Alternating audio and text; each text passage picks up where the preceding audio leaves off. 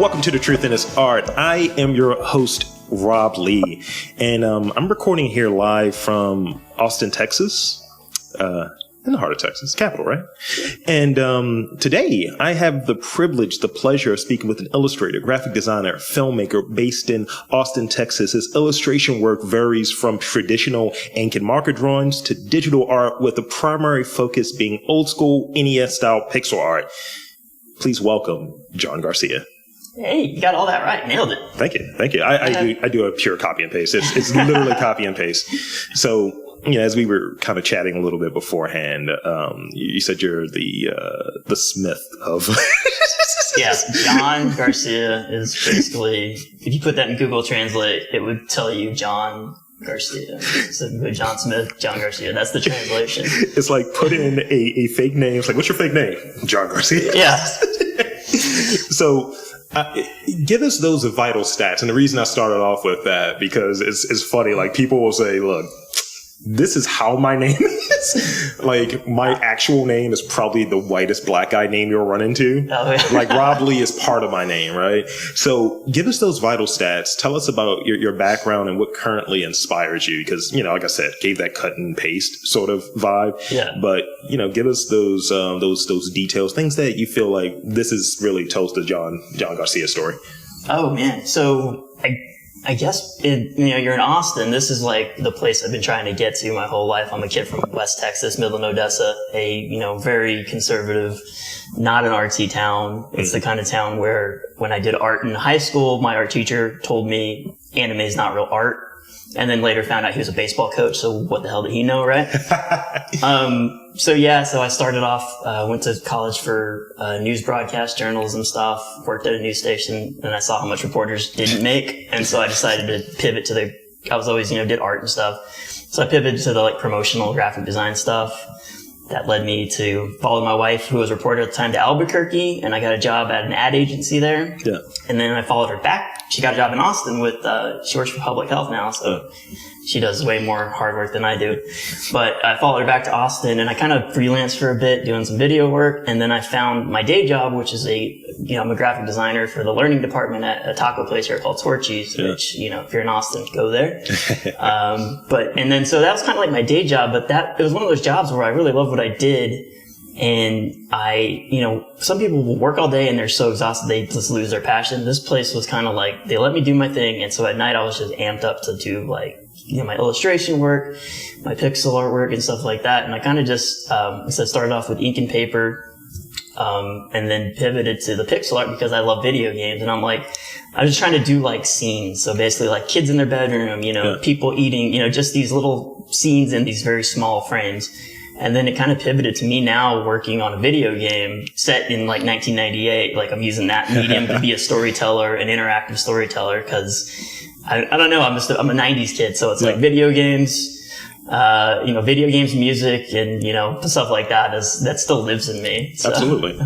Yeah. I mean, we love that nostalgia. I'm thinking of 1998. I was 13, I believe. Mm-hmm. So, yeah, I think we're in a similar age range or what have you, and it's one of those things where when we see it represented in popular media, we see it represented as an attachment to something that we enjoy, and I'll name drop two things, and I know that it's going to resonate with you. This is how I know we're in the same tribe. The Scott Pilgrim, the game attached to that, I played the hell out of that one, and the Stranger Things one. Mm-hmm. Both of those were fire, and they kind of in a contemporary sort of way spoke that kind of pixel art vibe, but it was a little pixel art to that next level. Yeah.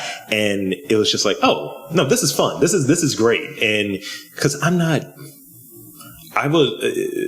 a retro gamer versus a contemporary gamer. Mm-hmm. And that's the thing. And that's why in looking at your work here, you brought me some great stickers and even the stills that you showed me. I was oh, okay. No, this is great. This is definitely pressing that button for me. So I've heard, because I've been doing a deep dive recently, because we're in Austin. I've been reading an Austin Kleon book because why not? Mm-hmm. I've heard that several artists of various disciplines describe copying or stealing, aka being influenced, It's like, you know, your influence. No, you kind of just took something and made it better, or you made you put your own stank on it, if you will. And from artists that they like. So in that, who are artists or who are different influences from you? Like, who do you steal from? So when I first started, it was Jim Lee, the artist who did like whenever they rebooted all the X-Men back in the early 90s, that iconic cover of Wolverine and Cyclops. That was like the first, I remember that was the first thing I saw the poster when it was like, I don't know how old I was, 9 or 8. And I remember seeing like they had a big coming soon, and I was just like enthralled by that big panoramic. Yeah. And so I would, buy the comics and I would try to copy them and stuff like that, and so that was like the first person I'm like, I want to draw like this guy. Yeah. And then as you do it, as I got older, you start seeing like people who are like, oh man, this guy's a great layout artist. Like he creates these art and he lays them out, and then you start just picking these pieces from people who are great. So like Scotty Young, he does a lot of like really like, he did like the Marvel babies, like that's his style. And I just loved how he take these small characters and made their like poses so dynamic, and he would use blacks and stuff. So like I would steal like, okay, I can see how he's doing shading here. That's really cool how he's doing shading. But Jim Lee's got these like iconic poses, and he just shoots everything he draws is cinematic. So, you copy initially just because you don't know what you're doing. Mm-hmm. And then you figure it out as you go, and you kind of just start taking like, okay, I want to use his poses, I want to use his shading technique. And then you kind of create your own style. And then eventually you find it, because everyone's like, how do you find a style? I'm like, you kind of just stumble into it. Yeah. It's interesting because people don't really want to share that. And I think that's what people look for. Mm-hmm. And, like, I always make comparisons to other mediums, other practices, right? Like other things that people are traveling in. So, when I think of how you were describing it, I immediately started thinking of someone who works in kitchens. Mm-hmm. And it's like, well, you are your experiences. So if you've worked in various kitchens, let's say you've worked in French, Thai, Filipino, whatever, and all of those are there, your style is going to be reflective of that, I think. Mm-hmm. Whether it's the environment, whether it's the type of cuisine. So when, how we talk about, man, I want to see more diversity because it's the same white dudes watching the same things. Mm-hmm. So if we have more people that were interested in different things, then you would have diversity. I think that's how that really works. And I'll throw this in there too. And I think you'll appreciate this. One of the early things my dad got me, I have a younger brother.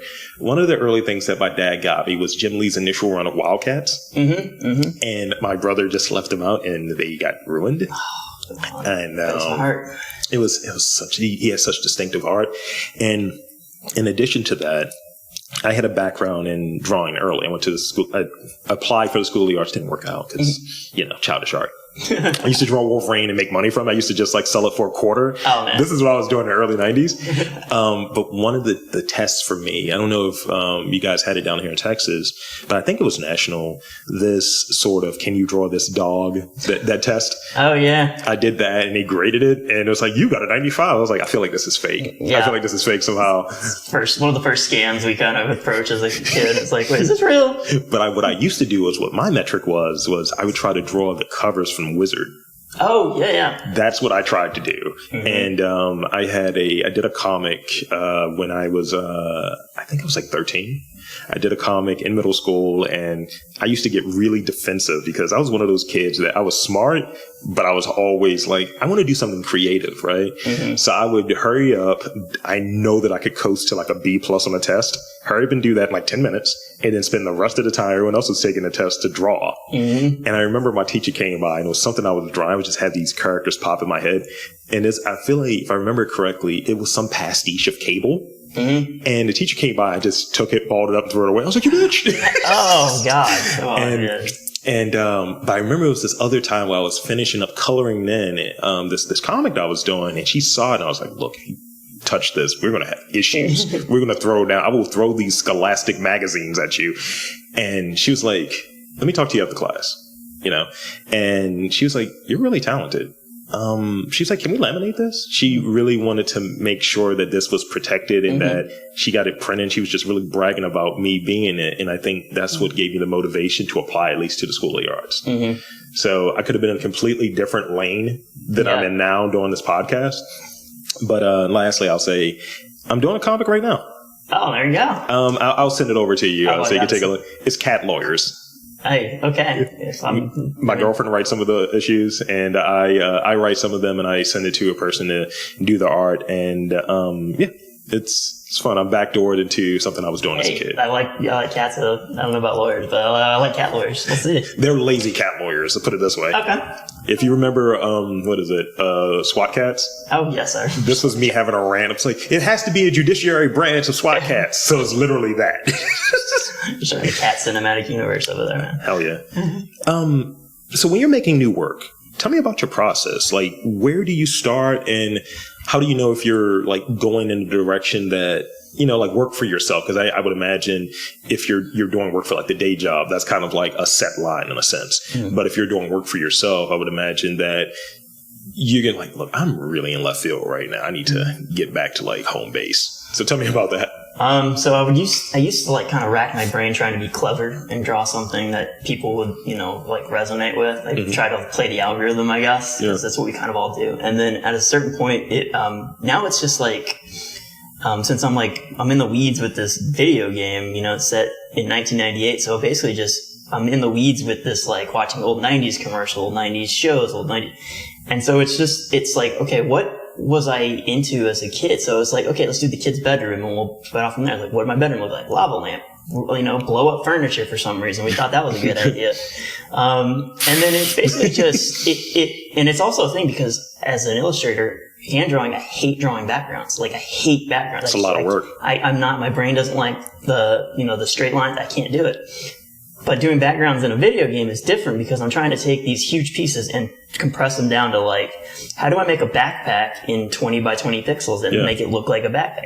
It's more of a challenge than anything else. And so that's kind of how I approach it. It's just like, okay, what would I want to see, and how can I make this, if I can show in a small amount of like, because the frame I make is like 275 by 160. And it's like, okay, you have a very finite space, but you have to tell a story with this image. What's this kid's bedroom look like? And basically it's like, it starts with the story, and then it's like, okay, how do I show that story? Yeah. It's like one level's a dive bar. How do I show this a dive bar? You know, exposed brick, you know, broken tap, broken bathroom. It's like, okay, it's like everything starts with the story, essentially. Yeah. It's like, what's the story this picture tells? And that's kind of how I approach it. It's like, what story do I want to tell right now? Yeah, that makes a lot of sense. Because as I think sometimes with some of those games, I think the main thing that changes, we can do a different skin, right? Mm-hmm. But for the most part, the characters are pretty static, but the backgrounds are dynamic. So how do you know you're on a different level of a game? The villains are different slightly. It's like, oh, he's green now and he's shaking, so he's different. And oh, we're on the water level, blah, blah, blah, you know? That's how it goes. So that's really cool, actually. So let's talk about growing up, and you know, being that you know your stuff is early. You know, you're talking about some early things, some early influences. So, what's a life experience that you think helped shape your creative sensibility? I would imagine playing video games is a piece of it.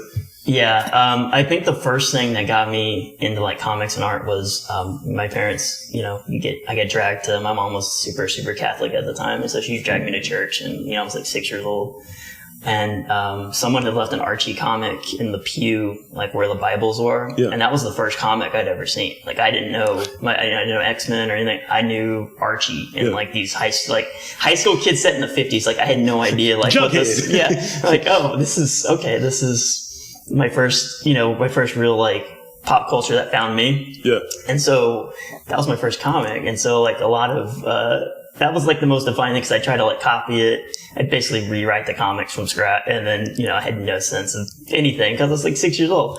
But that was like one of the first defining moments of that.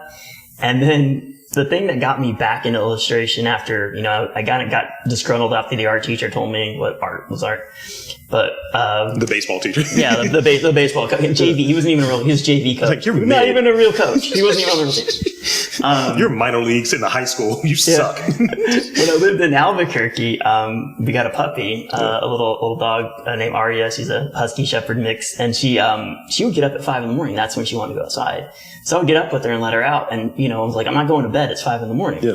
So I was like, I had some doodle paper there and I was just scratching like, I can't sit here and just watch TV for 3 hours before I go to work. So I started just doodling again and started coming back and I was like, man, out of practice. My hands are not doing what my head knows it can do. Yeah. So I would just start doing it. And if you scroll back on my Instagram, you can see where it started. Like it was like rough. And then I was just posting them though, but I was like making myself accountable. I did drawing a day pretty much for like 3 years straight. Oh, wow. And that kind of tailed off because I was trying to do different projects. But that little dog got me up in the morning and made me find like a purpose of like, hey, you need to do something. You need to, I'm a dog. You need to, this dog food ain't free. You need to find something to do, bud. So that's those are the two defining things that that dog got me back where I'm at right now. So the Archie comic, was there a light coming off of that? Like, that kind of thing? Or it kind of was, because if you look at it's like a brown pew and black Bibles, and then you saw this like bright red cover. It was almost like a video game where you see like, that's a key item. I need to grab that. But it looked like that. I remember seeing it. I'll send it to you after we're done. There's a video I was a part of. I had a guest on a while back. He's an artist in Baltimore. He does murals and all types of cool stuff. And he's a dad, and his son was doing his first student film.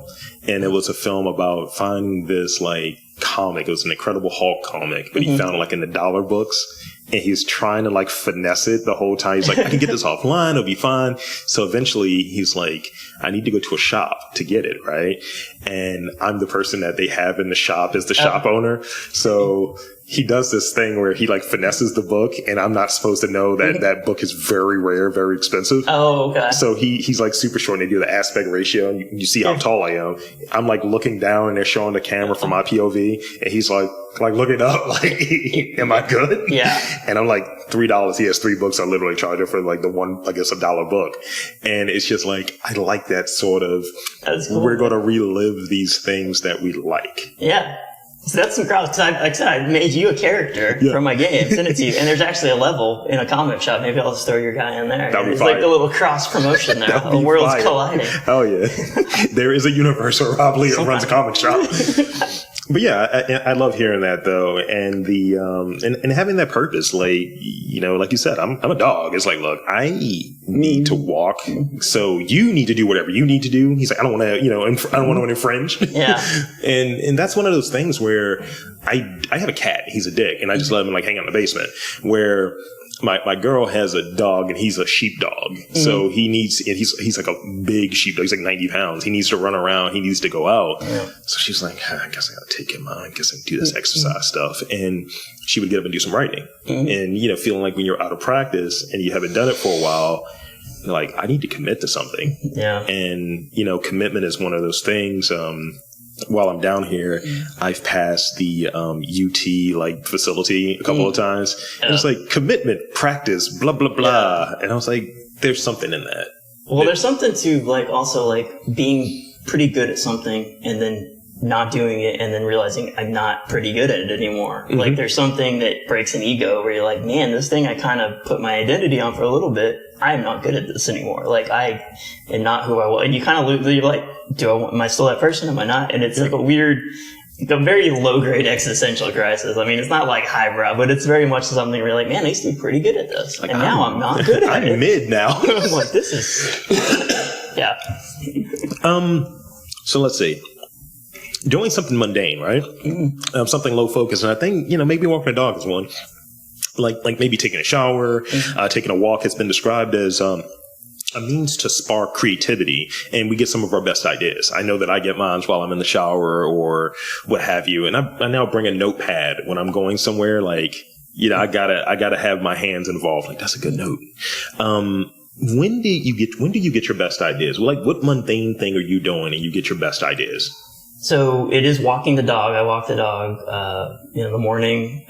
We have 2 now, but I walk the dogs, and that's a good one because I make a point, and this is like a weird pet peeve I have when I see people walking their dogs, but they're on their phone the whole time. And it's like a weird thing because I'm like, your dog's not going to live that long. Give him all your attention. That's kind of a weird thing. Yeah. So my brain is like, I'm walking my dog, I'm watching them do their thing. And that's when the ideas happen. And also just the gym, because I'm like, I always tell my wife, I'm going to the gym for my stupid mental health. Like, it's like, I like working out's fine, but it's not one of those things where it's like, this is maintenance. This is just so when I'm 70, I'm not going to be like, in a bit, I'm like, I should have lifted that. But it's mostly like, because it's pretty much like, I'm going for my stupid mental health right now. And that's when my brain's just kind of free to like come up with like, hey, it would be a good level. This would be a good level. Yeah. Hey, who you forgot from high school? That random guy who made fun of your South Park t-shirt that one. They're like, oh, that guy needs to be in. I'm going to take him down a peg.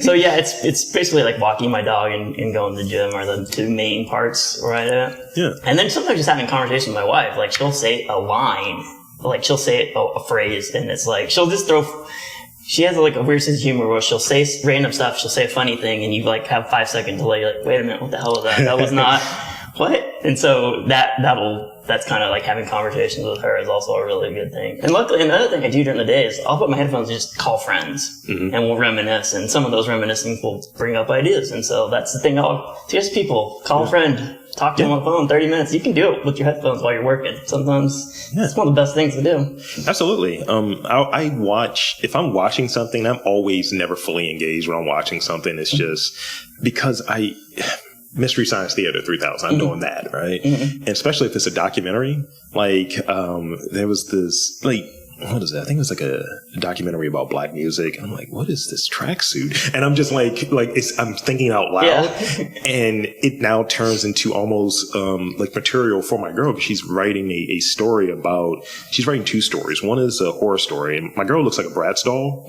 So that writing about this gothic graphic novel, and then she's writing a story about artists. And so she's taking different things that I say just naturally in our conversations. And she's like, that's going to pop up in the story, right? Because it was something like, I was like, man, I don't F with water. And she's just like, I'm writing it down. That's a good line. That's actually pretty good. We're an amalgamation of what we like, and what we choose to bring into our lives. So, for instance, I like wrestling. We talked about that a little bit. Pop culture references, and I'm sure that listeners notice when they go through these, like, this dude again with the Shinsuke Nakamura. Describe something that isn't work related, that isn't art related, that pops up in your work. Like, obviously, you're doing a 90s homage, video games, comics. That stuff is going to pop up in there. What's something else that's like, John loves this, and this is going to pop up in there regardless? Oh, okay. Like, you like pancakes, and it's just like, look, my guy's eating pancakes every morning. I don't care. Like, I like cooking and doing stuff like that. And that kind of, that's more of a, like, it's not baking science, cooking's art, more sort of type thing. Cooking's free jazz. Yeah, so that's kind of, that kind of stuff, like, just doing anything, like, I have a big diverse group of friends, right? So, and the best part is I found that as I've gotten older, the friends I'm still really close with are the ones still chasing their dreams. Like, I have a friend in LA right now who's making, films, and his film, just premiered at Dance of the Films, at the Chinese theater. And then I have a buddy who's a indie wrestler, and he just had a cool show in Denver or Colorado somewhere. And I have buddies who are writers whose their articles got published. So it's mostly, I think I get, it's not so much, it's more the people and their experiences kind of pepper me a little bit, because you kind of just want to make the people you love proud. Yeah. And your friends, I think, I know my parents kind of know what I do. I don't know if they know specifically what I do for a living or what I'm doing. They see my stuff, they like it on Facebook, they do that stuff. But my friends actually know what, making game entails, what it means to, my filmmaker friend knows what it's like to try to get music for a game or anything. He knows the struggles I'm going with. The writing people know, like, oh, dude, you have a lot of storylines that keep, like, so they know. You kind of meet all these people who kind of give you their little skills, and you give them back, and you're like, hey, you need some cover art? Got you covered. But I need you to punch up this because this dialogue is very stiff. Yeah. So that's kind of where I live in that space right there. I dig that. My parents are similar in that I like what you're doing. You're my kid, love it. But also, I don't know what you're doing. Like, when I told them, I was like, yeah, I'm gonna be in Austin. Like, why are you in Texas? I was like, I'm doing interviews. It's like, you're still doing that? Oh my God, yeah. I was like, yeah, this podcast is doing well. Good. All right. Be safe down there. Drink a lot of water. Yeah. That's pretty much, God bless them sometimes, they don't. So you touched on earlier, working out and things of that nature. It's like, for my stupid mental health. So let's talk about things that you may do, practices that you may have to overcome like that creative burnout. Because I think, at a point for this podcast, and people look at me like I'm crazy when I say this, I was doing 12 to 15 interviews per week. I have a day job as well. So you're taking that in. Like, if you're talking with someone about what they do and their story, and sometimes it's like, wow, and conversations can take stuff out of you. Yeah. So, it was like a lot of extras. Like, you're putting in an extra 15 to 20 hours a week. And, sometimes it's like, I need to take a weekend. I need to take a couple of days. So just to avoid that burnout. So how do you, with, stuff that you're interested in, work that you're doing, how do you like balance things so you're not in that spot where you're having like creative burnout? First thing I ever did was learn to say no to projects. Because before it was like freelance, you'd have to take anything to make money. So luckily now I'm in a position where I can say no to a bunch of stuff. Also I take, we have dogs, so they need to go outside. So I'll never work more than like, say 3 hours solid at a time. Never. Because they're like, we gotta go outside, man. And I feel bad because they give me that look like, dude, come on, we need to be outside. But also the big thing is, I collaborate with a lot of people. So the filmmaker, his name's Alejandro Montoya. He's in LA and he's making these really cool, one of his movies is called Millennium Bugs. It's set, New Year's Eve, 1999. But I did, like the posters, I did the credits, I did some subtitles, I did pretty much all the graphic design for that movie. So that was a different project, different challenge, different thing. And so I always make sure that I, one, take breaks, and two, I never, like if friends want to go out and drink, I'll never say I'm working, because I always know I'll always come back to something fresh. 3 hours is not going to kill my productivity. If anything, I'll see a mistake I might have like piled through.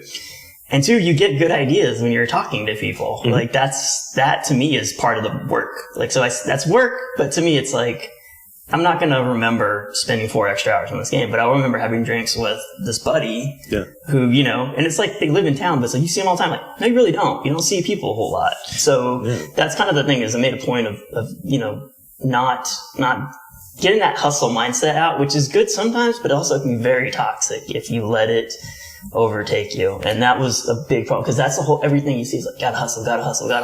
Always be working, wake up, cold showers. I'm like, no. It's not sustainable. No, man. That's kind of like at a certain point, you gotta, life happens. And I think I have this belief.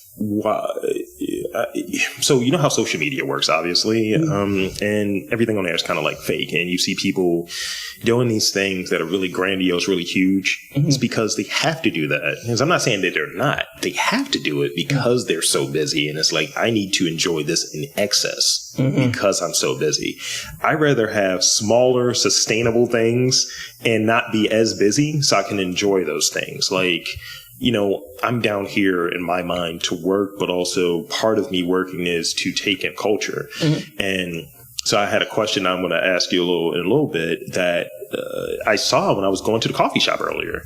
And it just hit me because I pulled out the notepad. I was like, and I know someone looked at me. It's like, why is this huge black guy just writing a question on 7th Street, like 7th Avenue? What are you doing? Like, sir, it's hot. You're going to melt.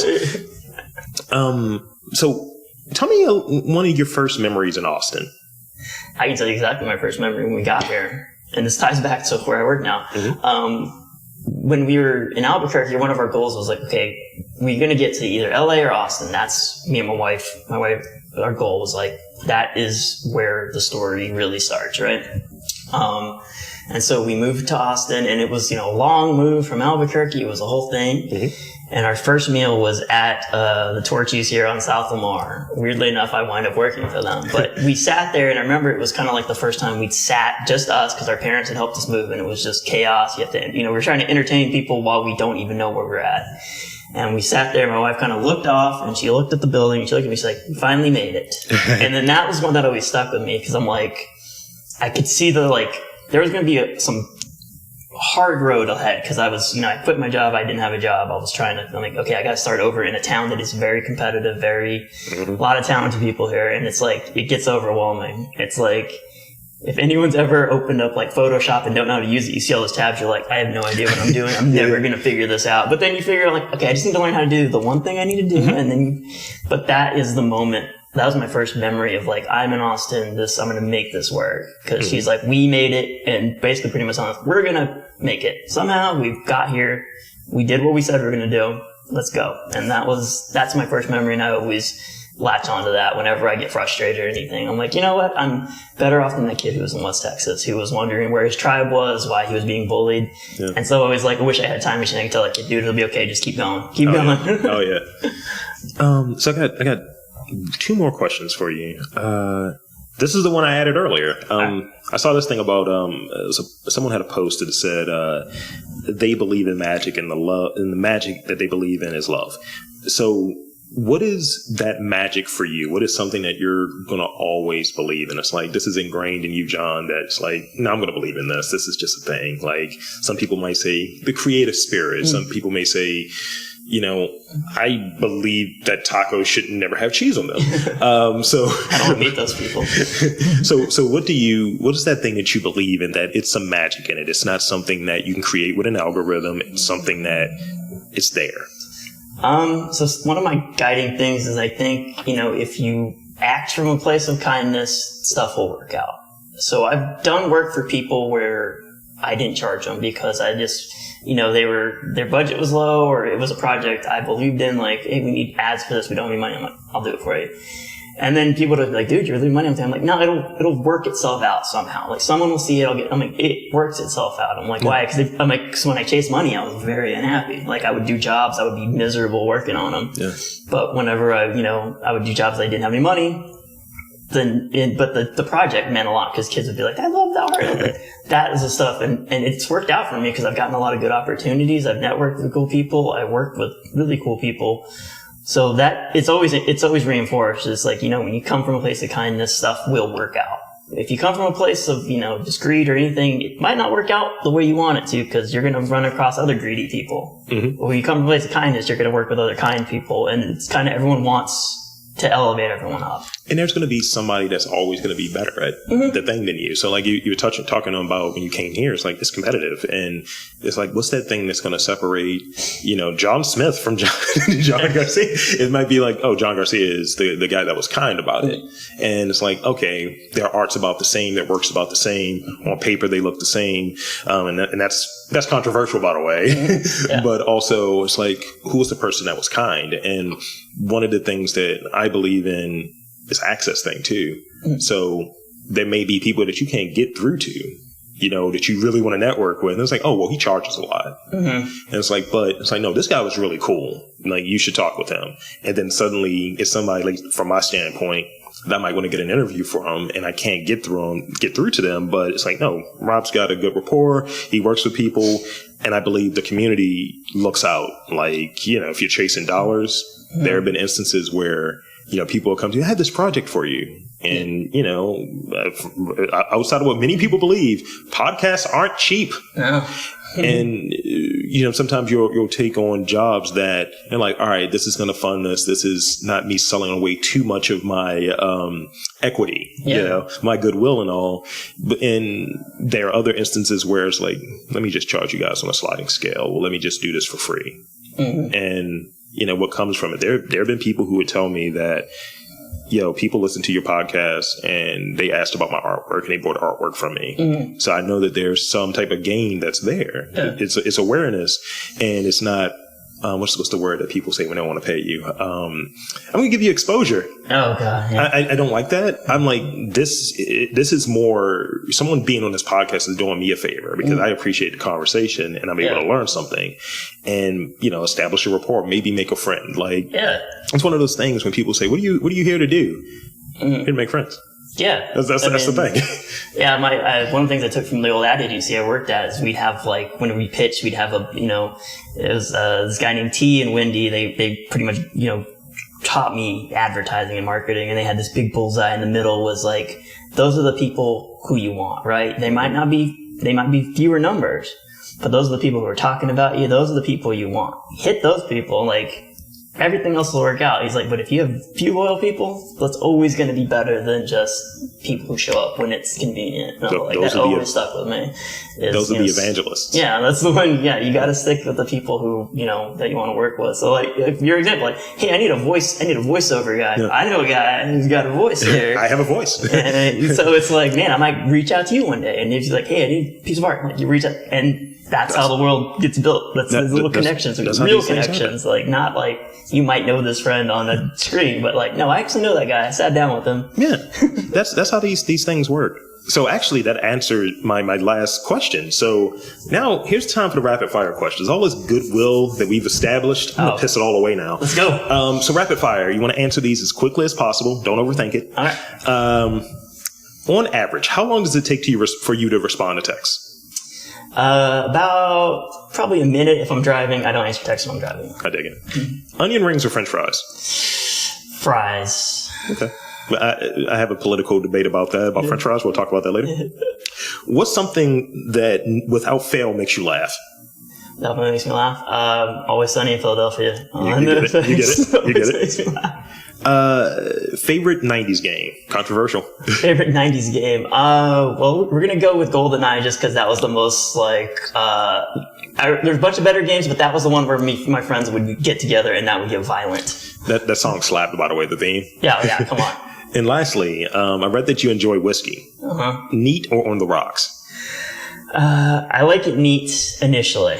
And then... and then it gets messy? Oh, well, then your second one, you got to throw a piece of ice in there because hydration and, That's a great way to describe it, by the way. Hydration, sure. It's like you are drinking. You're drinking alcohol. Yeah. So that's all I had, John. I want to thank you for coming onto this podcast. And two, I want to invite and encourage you to tell the fine folks where to check you out, your social media website, all of that good stuff. Thank you again for coming onto this podcast. Thank you so much. Yeah, you can find me on Instagram, RockerJon, ROKRJON. And that's also, I find my website and links all there. But that's pretty much where I live these days, is trying to play that sweet Instagram algorithm, trying to figure out the right combination of hashtags. Like, I'm Good Will Hunting in the mirror. Like, which one's going to hit here? I don't know. So there you have it, folks. Again, thank you, Jon Garcia, for coming onto this podcast. And I'm Rob Lee, saying that there is art, there is community, there is culture in and around your city. You just got to look for it. The Truth in This Art Beyond is produced with the generous support from Raisin in the Sun, Black Art Matters ATX, and Six Square. Raisin in the Sun is an Austin-based nonprofit organization whose work focuses on cultivating resilience through art and environmental initiatives. Find more out about their mission at raisinинthesun.org. Black Art Matters ATX focuses on amplifying Black voices in Austin's cultural conversation by financially supporting new work from Black artists based in Austin. Learn more about their work at blackartmattersatx.org. And Six Square. Their work focuses on preserving and celebrating the historical legacy of the African American community that once thrived in Central East Austin. Learn more about their work at sixsquare.org. Thank you all for your generous support.